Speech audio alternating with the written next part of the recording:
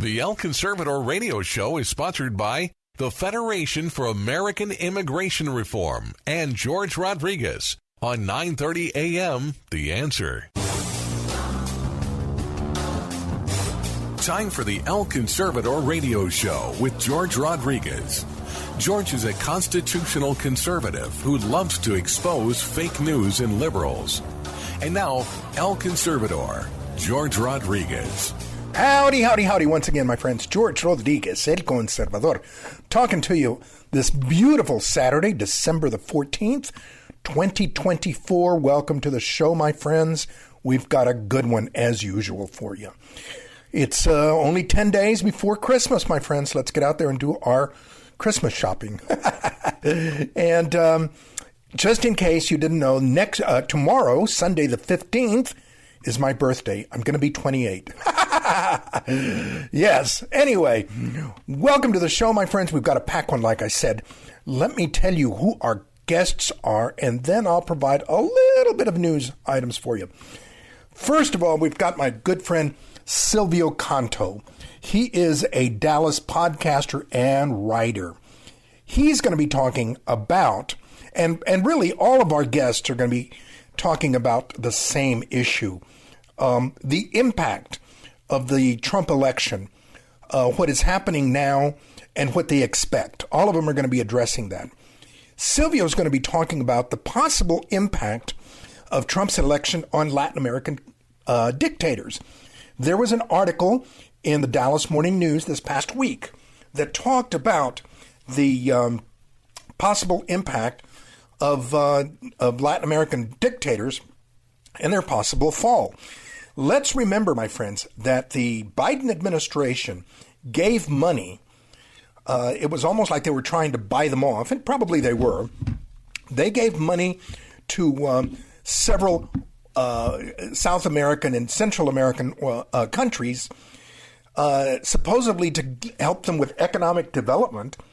But in reality, I thought that it was just a buy-off so that they would keep their people at home, which it didn't work. It did not work at all.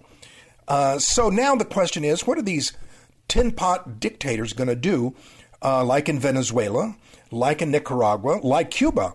And you're going to want to hear what Silvio has to say about it. A lot of very, very interesting, in-depth knowledge that he's got about these dictators and what might happen south of the border because of the election of Trump. Then we've got my very good friend, Mr. Thad Cleveland, who is the sheriff of Terrell County, Texas. Sheriff Cleveland is going to report about the Mexican cartels. They're threatening, if you can believe it, and you better believe it, they're threatening violence against sheriffs in the United States. Now that the illegals are beginning to dry up, they're not transporting thousands of them to the border to get them across. Now they're having to sneak them across, and it's going to get tougher. It's going to get tougher for them.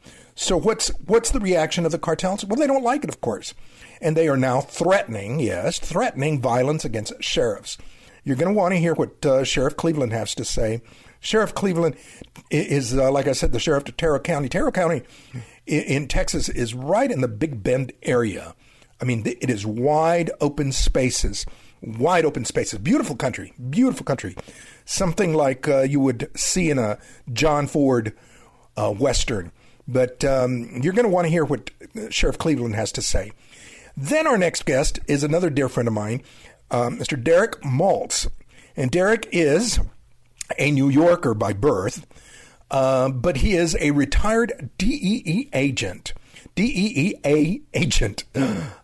Too many E's in there.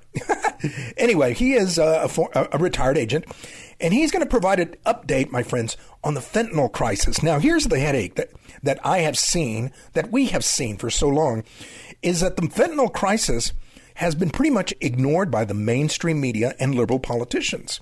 I mean, it is a direct result of the doggone open border and all of the illegals coming across, and of course, they've ignored it. They have actually absolutely ignored the thousands that have been killed by the fentanyl crisis. I mean, the absolute thousands. Derek's going to give you an update of where we are and where we hope to be in the Trump administration. What we hope we will see. Our final guest is a new one, someone that I just recently met, and he is a retired Border Patrol agent, Mr. J.J. Carroll from Kansas. He used to work in the California area, California and Arizona sector or area. I'm not sure what they call it now. But he's going to be talking about how difficult it was, my friends. And I can't emphasize how much that word means, difficult, how difficult it was for Border Patrol agents to do their work under the Biden administration, how difficult it was under the past administration, the difficulties of being a Border Patrol agent, and the frustrations that he endured. And he's going to be talking about what he is seeing that needs to happen and what he is seeing happening almost immediately now that Trump is about to get inaugurated. So those are our guests, my friends, and I really, really thank them. Let me also thank our guest, our sponsor, my friends, FAIR, the Federation for American Immigration Reform. FAIR is the number one lobby organization in Washington, D.C., research and lobby, and they provide lots of information about the politics of legal and illegal immigration. So without further ado, my friends, let's go to our first guest, Mr. Silvio Canto. Howdy, howdy, howdy once again, my friends. George Rodriguez, El Conservador, talking to you from San Antonio. And we've got my good buddy, Mr. Silvio Canto, from Dallas, Texas. And Silvio and I talk a lot about what's going on in Latin America, the politics and the influence on various things like trade and immigration. And I wanted to get him on because we are seeing the election of Trump, the influence of the election of Trump on other foreign leaders and policies. And I wanted to get his take about what's going on in Latin America regarding this. Silvio, thank you for taking time. Welcome to the show, my friends. Well, thank you very much, George. As always, it's a great honor to be with you, and thank you for the invitation. Tell me, what do you think or what do you see as far as the impact of the election, of the re-election of Trump on Latin American leaders and Latin American politics?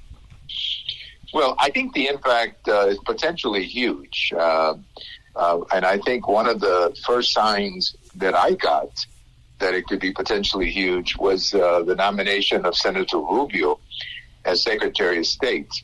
If you know anything about Rubio's career, not only is he Cuban-American, but he has always been a very strong critic, obviously, of the Cuban dictatorship and of the Venezuela situation. So I think Venezuela and Cuba are clearly going to be on the forefront of this administration. There's also a couple of other things happening. I think the Soviet Union right now, or Russia, not Soviet Union anymore, but Russia, just isn't once as prominent as it was, because they've been bogged down a little bit by Ukraine. And I think you just don't have the same geopolitical situation. You have Venezuela falling apart, Cuba falling apart. I mean, the situation in Cuba is as deplorable as it can get. The lights are not even working 90% of the time.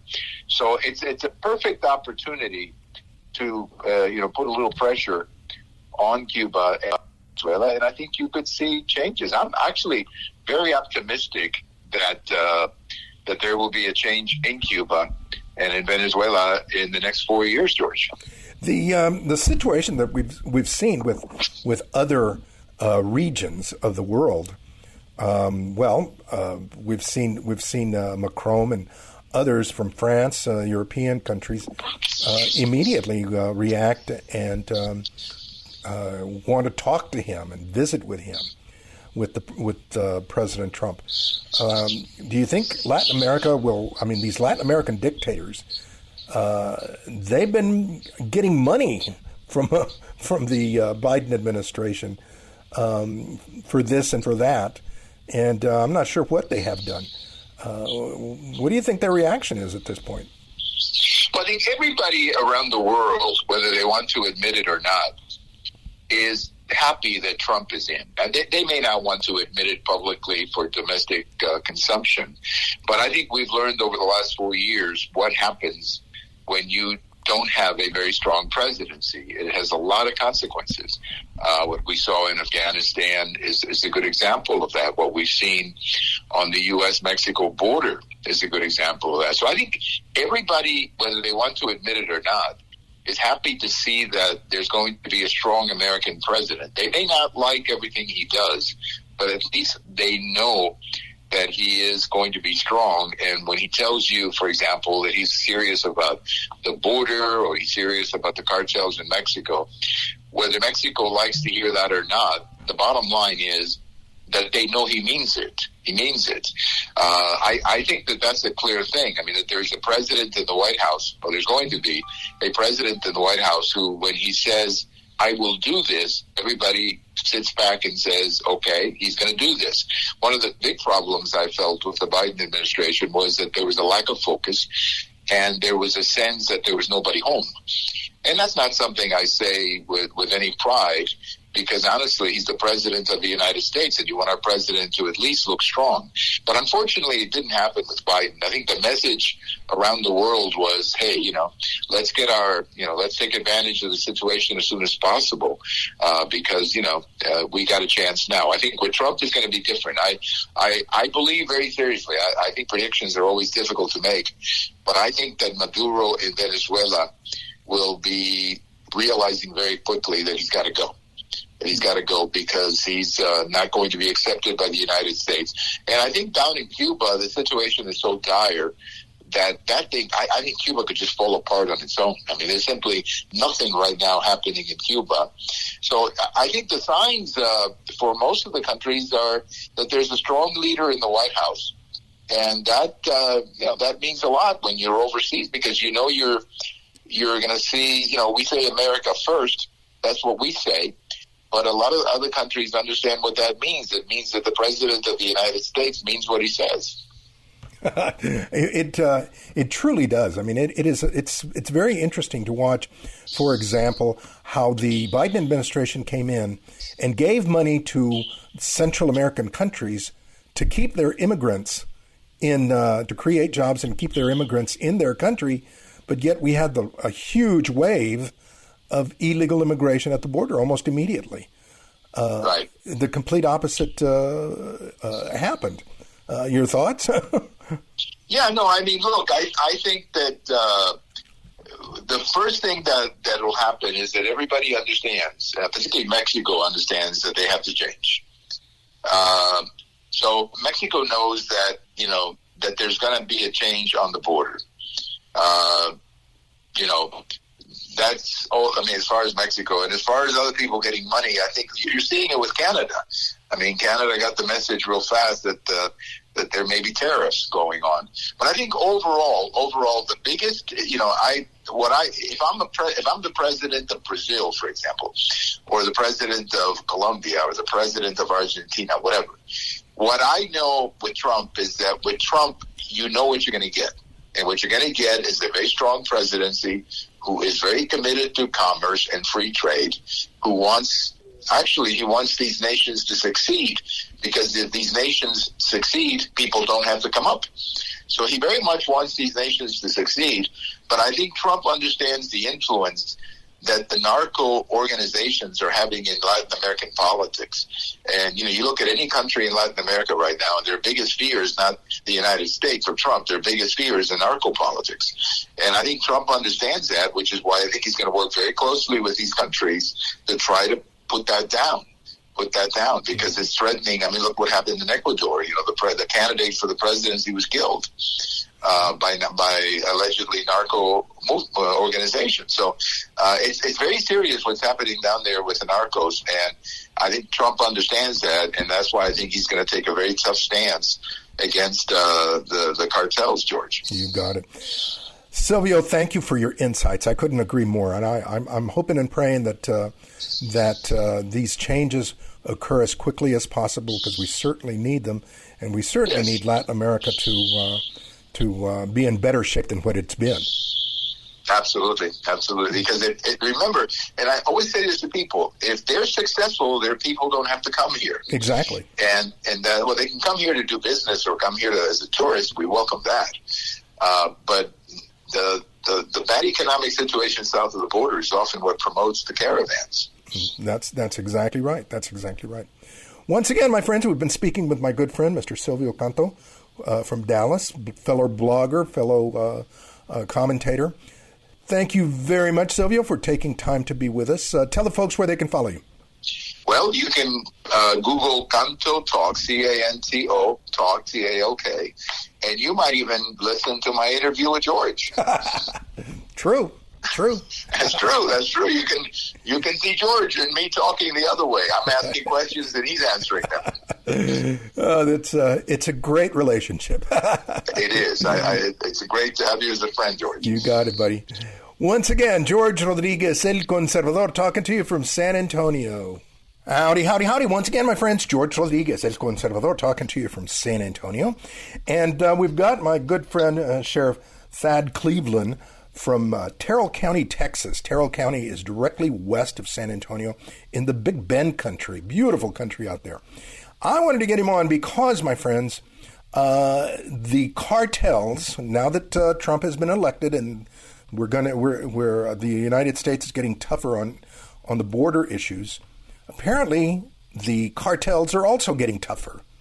And they are responding, and the lives of sheriffs are in danger. I wanted to get Sheriff Cleveland to talk to us about that. Sheriff, thank you very, very much for joining us. Welcome to the show as usual. Hey, thank you, George, and it's great to be on with you. And like I always say, thank you for continuing to carry the message about the border and along the border. We appreciate it. Well, tell us about this situation with the cartels getting more aggressive with the sheriffs. Yes, sir. And I think this latest threat that's kind of been put out there actually stemmed from an incident out in California where a Border Patrol agent had ran into a person. I'm not sure if it was just an illegal or what I'm hearing is that it may have been a cartel member, but he hit him and kept driving. But so that spun up a new series of threats along the border. But it's nothing new, and what I mean by that is, life along the border. It's the music we dance to. Those threats come, often. Even myself, I had Allie Bradley carried an article on me about, some of the threats I've received through my social media because of the success we've had out here through Operation Lone Star and patrolling our portion of the border, working with Border Patrol, working with DPS. So again, to get back to your point, these threats percolate up. They'll put a bounty at times out on the head for a Border Patrol agent or a law enforcement agency. But again, that's the music we dance to out here. We know as law enforcement officers that once you pin that badge on it, it serves as a target. You have served as a Border Patrol agent. You've grown up in that area on the border. You are now a sheriff. Have you ever seen the border this dangerous or this active in the past? And it's ironic you bring that question up because I was just thinking this morning, one of those things where, served in the Border Patrol 26 years. I got in the Border Patrol at 21, so, the 21 years prior to that, living on the border, and now just over 2.5 years as sheriff, so a lifetime along the border, George. And I don't know that there are many out there that can speak to it like that. It definitely has changed. And again, what's changed has been, the change we've seen has been over this last 4 years with this administration. And look, I'm not one just to come up here and say Republicans are good and Democrats are bad, because I worked for the previous 4 administrations, going from President Clinton through Bush to Trump, or Obama to Trump, and then a portion of Biden. In those other 4 administrations, some better than others, of course, but they all provided attention to the border, whether it was through infrastructure, technology, or most importantly, manpower. So no, this border has changed dramatically. But what is also, we've already seen a change with just since President Trump was voted back into office. With him getting out there, being proactive, we're seeing, of course, Tom Homan already traveling the border. He was on the border, of course, over the last 4 years with Border 911. So we've already seen changes. And what it takes a leader of the United States of America with a strong voice to let the rest of the world know that you're not going to come to our country illegally. That will serve as a deterrent, and we're already seeing it. Now, you are in a mostly rural desert area. And in the past 4 years, I mean, literally, people have been walking across and introducing themselves to the Border Patrol to ask for asylum and then be released. So there was, as I remember from one of our previous interviews with you, that there was not as much activity going on in your area. But now that people are worried about getting picked up and turned around, do you anticipate activity picking up again? George, and you're exactly right as far as, what we've seen rise in activity along the border the last 4 years, those asylum seekers. But I've always said, we don't encounter that out here in Terrell County. And you're right, our activity is much lower than other places. However, we are the busiest county and the busiest Border Patrol station from Del Rio, Texas to El Paso, Texas. That's a 600 mile swath of border. And the people we encounter here are people that are want to enter in without being detected, and when we encounter them out in the brush, they run from us, or if we interdict them on the highway in a vehicle, they lead us to those high-speed pursuits. So, the first 2 years, we saw significant increases in activity. The first year was a 289% increase in apprehensions. The second year was a 417% increase in apprehensions, and then it dropped the third and fourth years. But it was still higher levels of activity than we had seen before. Currently, we're starting to see an uptick again. We've actually, June, July, August kind of slowed down, and that's our historical trend because of the summer months and the amount of heat we have out in this area. But we're kind of getting back to actually last night, our deputy helped out with a couple of groups, the night before a couple of groups. So Border Patrol's out chasing groups now. We're getting back into that busy season, and I anticipate even once President Trump takes office, our levels of activity will kind of remain the same because, again, we're not dealing with asylum seekers. We're dealing with those that have been crossing the border in this area for hundreds of years, meaning these routes are known and established routes that people that want to make it in without being detected utilize. They want to hide, and there's a reason why they want to hide. Doesn't that make it more dangerous for you in some cases? It definitely can. Again, when you're out there chasing at night, whether it's the terrain, you don't know who you're going to encounter. You don't know where they're from. And again, we vastly catch the vast majority are people from Mexico. Or you're involved in a high-speed pursuit. That definitely puts us, in harm's way. But as I said, when we take that oath of office and we put that badge on our chest, we know, that there's that possibility. But even though we may have a lower amount of activity, it's equally as important just as it is down in Maverick County or Eagle Pass, Texas. And fortunately, through Operation Lone Star, we still have DPS and Texas military forces assigned here in Terrell County, and 2 additional deputy positions that Governor Abbott's Operation Lone Star has provided us with. So, we utilize that, and we've really relied on it over the last 4 years. Well, give the people an idea how big Terrell County is and how many deputies you normally have without the help of the state. Yeah, so we are the 10th largest county in the state of Texas with over 2,300 square miles, 54 miles of border with Mexico. But we also cover the southeastern portion of Brewster County, or I should say we assist Sheriff Dodson over there. He and I have an agreement where we can both work back and forth. And the reason is because some of his landowners are actually a quicker response time for me than it would be for him. So that's the Border Patrol station here is responsible for 91 miles of border with Mexico. We have about 50 Border Patrol agents assigned to the station here. So as far as deputies, even though we're a large county, we don't have a lot of revenue. So our county can only afford to pay myself and 2 other deputies. Wow. So we're typically staffed with a total of 3 people. But something I did miss something when I want to go back to when we were talking about the activity we've had. Last week I recovered our 43rd deceased immigrant, illegal alien, and all of them have been from the country of Mexico over the last 4 years. So historically, maybe one a year, George. This past 4 years, a total of 43 deceased illegals that have died from crossing our portion of the U.S.-Mexico border. I like to describe it as some of the roughest, toughest, most unforgiving terrain along the U.S.-Mexico border. And I've traveled every bit of this border from California down the Rio Grande Valley. And it's all rough and it's all tough, but out here, it can really take a toll on you. Wow. Sheriff, we're going to let you go, but thank you very, very much for taking time to be with us. We've been speaking with Sheriff Thaddeus Cleveland from Terrell County, Texas, which is far west Texas. Be safe, Sheriff. Thank you very much, and we're going to get you back on sometime again soon. George, sounds great. I know we got Christmas coming up after the first of the year. We usually see our spring rush, so I'm going to look at the calendar and get you out here for a couple of days so you can go out there and work with us and maybe do some documenting for yourself. So I would love plan that. on it. I would love that, buddy. Thank you very, very much. Once again, my friends, George Rodriguez, El Conservador, talking to you from San Antonio.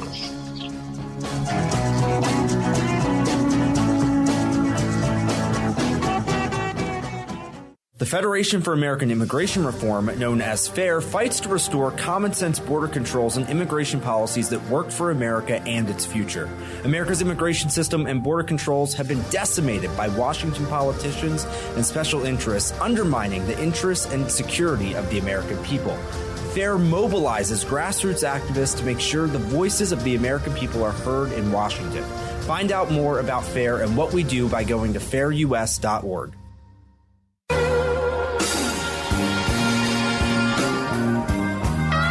Howdy, howdy, howdy. Once again, my friends, George Rodriguez, El Conservador, talking to you from San Antonio. And we've got a good friend of mine, Mr. Derek Maltz, retired DEA agent. And he is a person who has been following and been very outspoken about the fentanyl crisis that we've been having in the United States. And unfortunately, not too much attention has been paid to it, but it's a reality, my friends. So I wanted to get him on and chat with him and get his perspective of an update of where we're at, what's been going on, and chat about a couple of other things. But Derek, first of all, welcome to the show. Thank you for taking time to be with us, buddy. Thank you, George, for all the great work you're doing on the border, man. Thank you very much. Let's get an update. First of all, tell us about the fentanyl crisis, because a very little bit has been said, in my opinion, by the mainstream media. So people know that there's a problem out there, but they don't know to what extent. Give us an update. Tell us what's been going on the past 4 years. So, George, number one, and most importantly, that this is the worst drug crisis America has ever faced in the history of the country. That's because of these synthetic opioids that are being made in labs overseas, whether it's in China or Mexico. So our adversaries have figured out a way to destabilize our country using these dangerous substances. But if you look at it from a real-world perspective, like in the last 4 years under the Biden administration, there's approximately 250 to 300,000 dead Americans from fentanyl poisoning. If you look at ISIS, Hezbollah, Al-Qaeda, and you totaled up all the Americans that they have killed, it wouldn't come close to 250,000 just from, fentanyl, right? So we have a major problem. And yes, you're right. The mainstream media, the U.S. government, politicians have been covering this up and haven't been transparent. The only times they want to talk about this is when it's politically advantageous to their campaign. So it's really disgusting. I work with families all around America. I've been doing this over 7 years since I retired from DEA. And we have an army of families that are running around the country doing the government's work because they have failed to even do basic stuff like educating the public on this poisoning crisis. Now, here in San Antonio, a good friend of mine who is a police detective recently helped to take down a person who was carrying, I believe he said about 30 pounds of pills that were laced with fentanyl. Why? I mean, what is happening that we're just not paying attention to this? I mean, where is this coming from? Where is these pills? Where are they being made? And who's responsible for this? Well, George, it's evolving very quickly. So, of course, it started all in China in these Communist Party of China labs. the chemicals were coming directly, the fentanyl analogs were coming directly to America. And then they started diverting their operations and started sending mass amounts of precursor chemicals into Mexico so the cartels can make their own pills. So they started making, the vast majority of the pills in Mexico and then shipping them into America like they do all the other drugs, operating with impunity on the border because we've had a wide open border the last 4 years. There's also production of fentanyl being made in Canada, right? We have a large Chinese population in Canada, so they're making them up there. But now the trend is we're seeing a lot of pill mills in America where they're buying the chemicals online, either making these substances in their own houses or buying the finished product and then making the pills in their homes because they import these pill presses from China, for example, and they're making pills in their own house. So there was one case recently, George, East Haven, Connecticut, the DEA working with multiple agencies seized one pill press that was capable of making 100,000 pills per hour.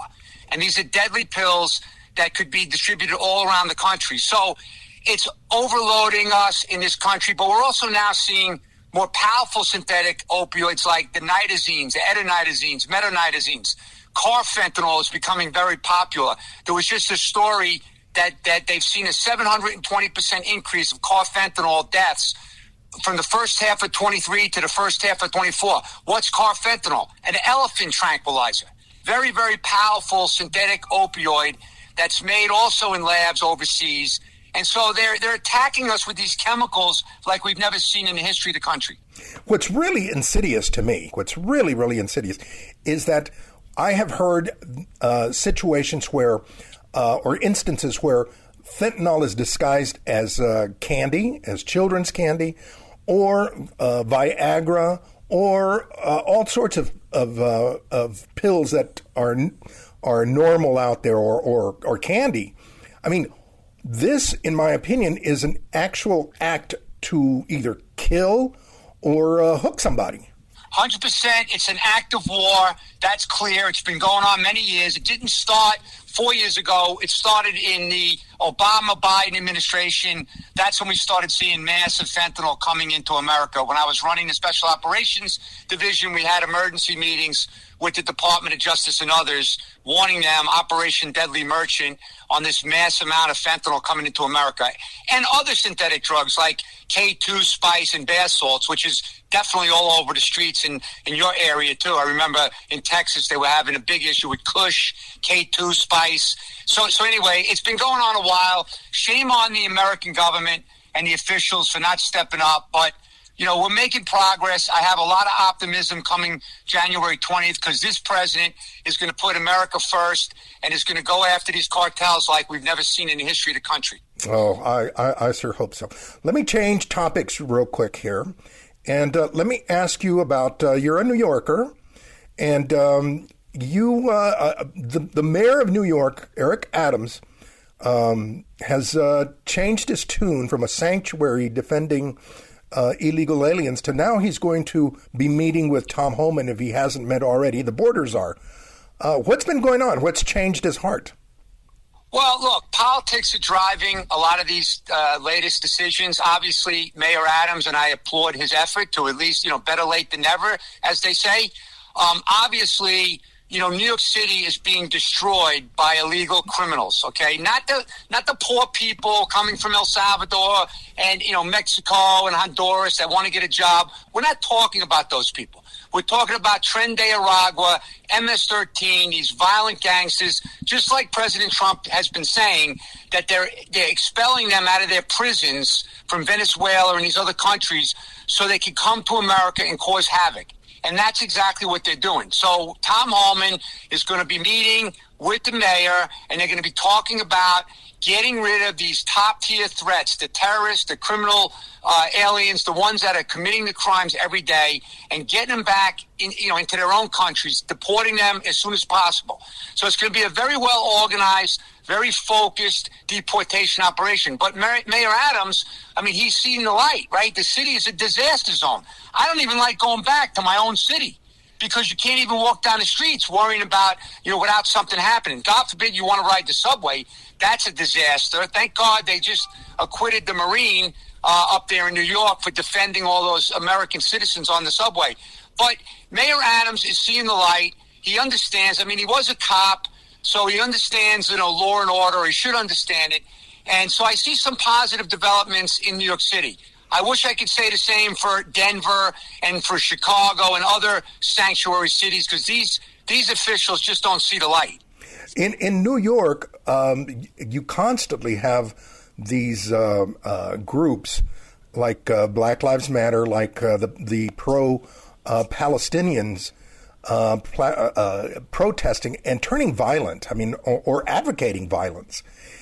Do you see them resisting immigration law enforcement efforts? Those groups are just like, in my view, like domestic terrorists, because, there's no place for violence. You want to protest, you want to express your rights, that's fine. But there's no place for violence, and unfortunately, they've gotten away with it, so they're going to continue until they're put in their place. So I do anticipate with the new administration coming in that this stuff's not going to be tolerated. People are going to be going to jail. We're going to reinstate law and order in this country, George, because without law and order, we don't have anything. It doesn't matter how much wealth you have. Doesn't matter how big your family is. If you don't have safety and security, what do you have? Exactly. Very well said. Derek, we're going to let you go, but thank you very much for taking time to be with us, my man, and sharing some insight with us as usual. Got to get you back on the show. Got to get you back on the show. Have a great day. You take care. Once again, my friends, George Rodriguez, El Conservador, talking to you from San Antonio. Howdy, howdy, howdy. Once again, my friends, George Rodriguez, El Conservador, talking to you from San Antonio, deep in the heart of South Texas. And we have a new guest with us, a new person, and I hope to get him on a regular basis. Mr. J.J. Carroll. He is a retired Border Patrol agent, but he also is doing now he's producing documentaries, as well as he is a best-selling author on Amazon.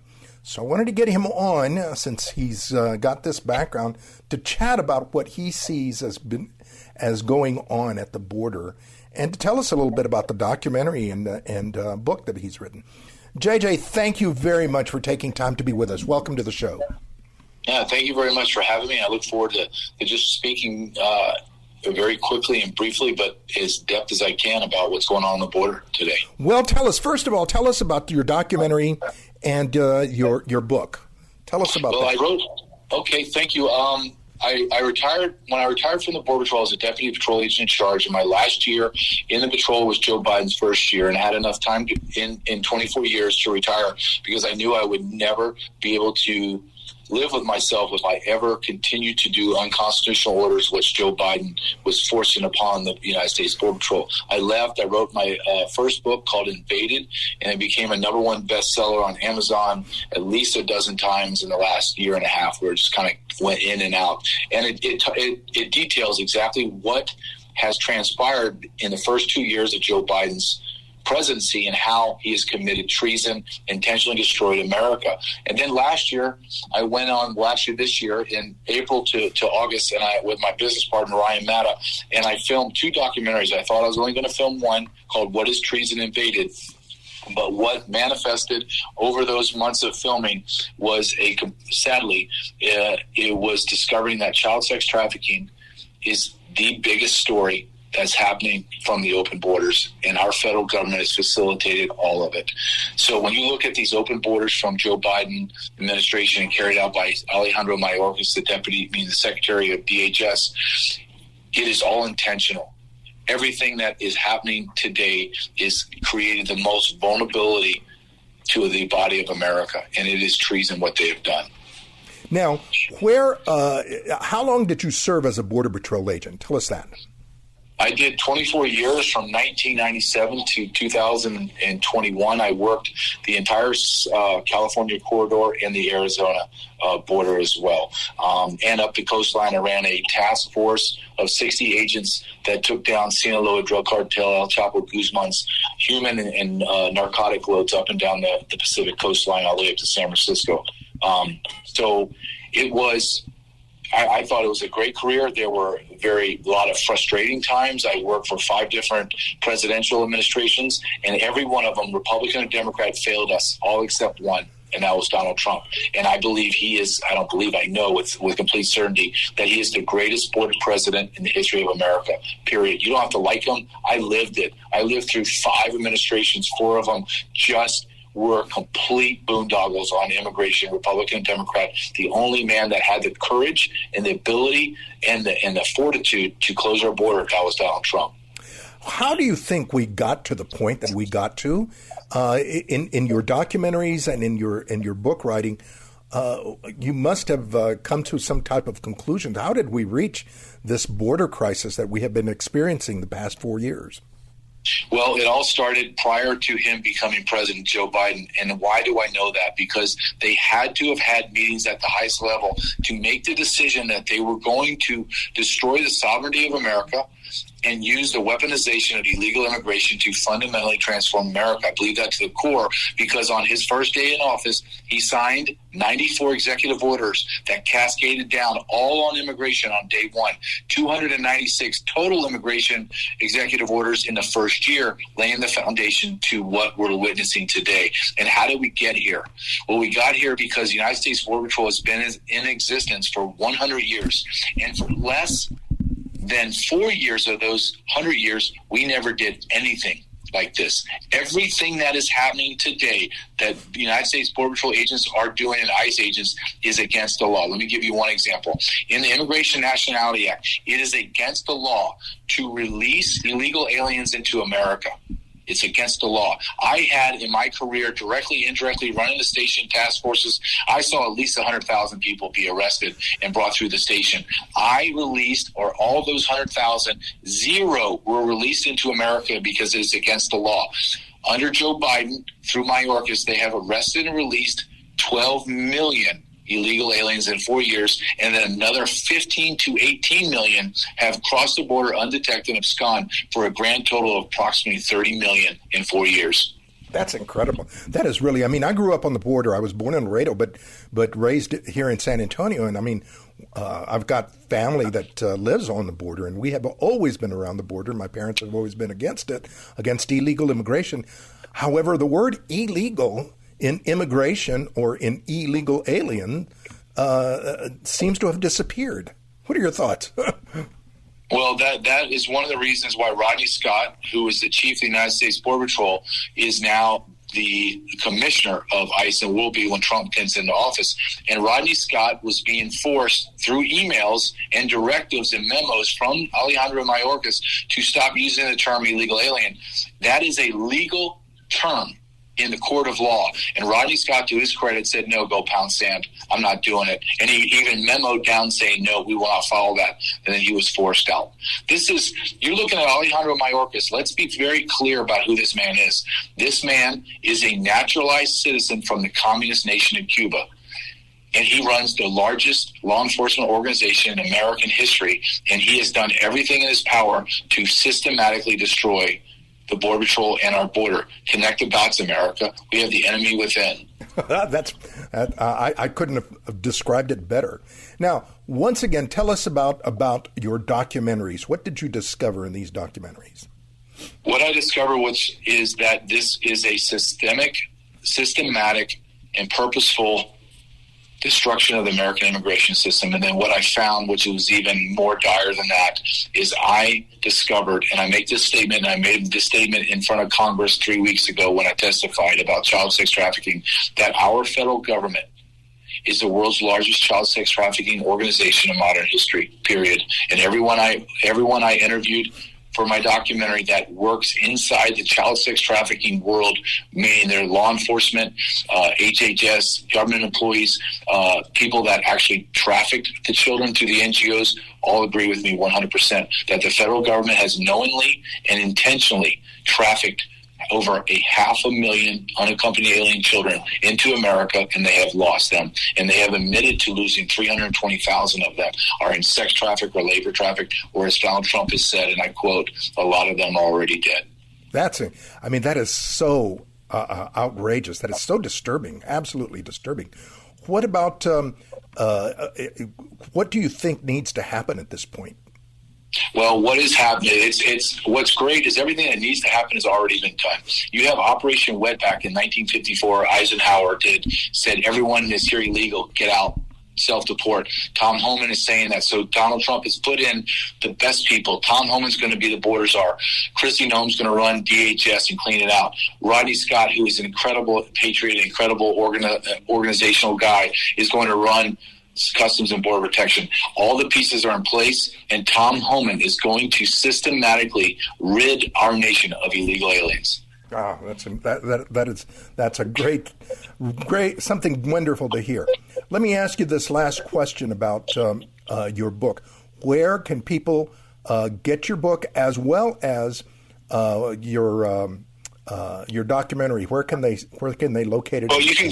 Well, you can go to jjcarroll.com. I have it there. Or you want to buy my book, you go to Amazon. It's just type in and date it. It'll pop up. And our documentaries are on a website called thisistreason.com. Thisistreason.com. And for $9.99, you get 2 documentaries. Or if you like, a lot of people are subscribers to Salem Now. They're a big conservative Christian platform, and they distribute our documentaries as well. So Salem Now, thisistreason.com, or go to Amazon to purchase the book. And I appreciate your time. I really do.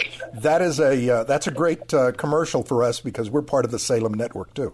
Are you? Oh, yes. Yeah. Yes, Salem's great, and I'm very proud to have them as a partner with us. And both of our documentaries are right there next to Dinesh D'Souza's work, who is yes, somebody I admire greatly. So I'm very proud of that.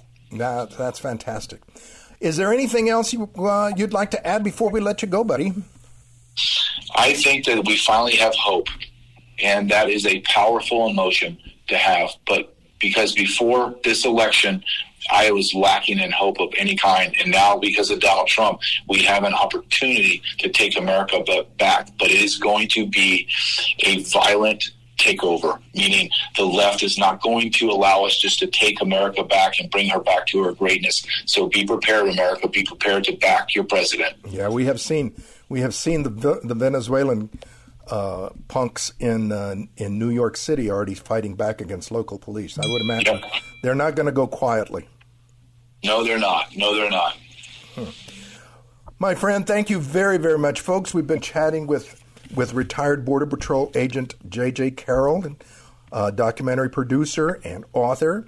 And J.J., we got to get you back on the show again sometime soon so we can chat a little bit more about the issues as they continue to unfold.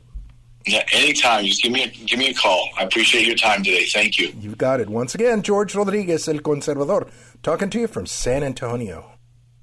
Once again, my friends, George Rodriguez, El Conservador, thanking you for joining us today. It has been a pleasure to be here and to inform and educate you, my friend, about what is going on at the border, particularly now that there's a new administration getting ready to come in. I want to thank our guests, Mr. Silvio Canto, a noteworthy Dallas podcaster and writer, Sheriff Thad Cleveland from Terrell County, Texas, Derek Maltz, retired DEA agent, and retired Border Patrol agent J.J. Carroll. I want to really thank them for taking time to be on our show and providing us with their information, their knowledge. My friends, we are looking at a tremendous change in policy and politics, but we are also looking at the residue, the result of what has been going on for 4 long years. My friends, it's almost like we've been through a civil war. You know how long it took for the South and even for the North, for the United States itself to recover from the Civil War. Many people even now claim it still has not recovered. Well, my friends, this has been that kind of a cataclysmic event, this open border. You know, there is a conservative discussion, a conservative figure in the discussion of how many people came in of 10 million. I think it's much more like that, much more than that. Many more. I would say 30 million. And that's on top of the people on top of the ones that were already here. Now, we are seeing, my friends, a lot of pushback. We are seeing excuses. And that's what I call them, excuses. People saying that If we deport these people, our industries are going to be hurting. Well, I got news for you, my friends. These people are here illegally. They're working illegally. Do you support illegal workers, illegal aliens working illegally? Then by all means, argue against the deportation of these people. They argue as to, you're going to separate the families. Well, what about the little kids that these people are sending here by themselves so that they can be reunified in the United States and stay longer? You know, if an American citizen did to a child, abandoned a child and left him at the mercy of strangers, they'd be jailed. Yet we are willing right now, under this past administration, to allow them to reunify and then stay in the United States. We reward them to stay in the United States. Then there's this whole issue, my friends, of mass roundups, mass deportations. Well, these are the same people that I don't hear saying anything about the mass invasion that we have just been going through. A mass invasion.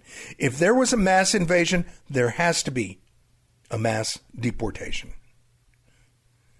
And then finally, here I sit, a very Mexican-looking gentleman, a very, very third-world-looking gentleman, and I am not afraid of roundups. I am not afraid of being stopped and asked if I am a citizen.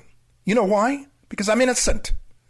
Because all I have to do is say, yep, I live here, and I've got plenty of documentation to show. Plenty of documentation to show that I am a citizen. Not to mention my culture, my language, all of that shows that I am a citizen. Yes, my family has integrated. My family is of Mexican descent, but they have integrated into America long ago. My friends, thank you very much for joining us today. Join us again next week on the El Conservador Show. And we will be right here, same place, same station, same time. Until next time, my friends, George Rodriguez, El Conservador, talking to you from San Antonio.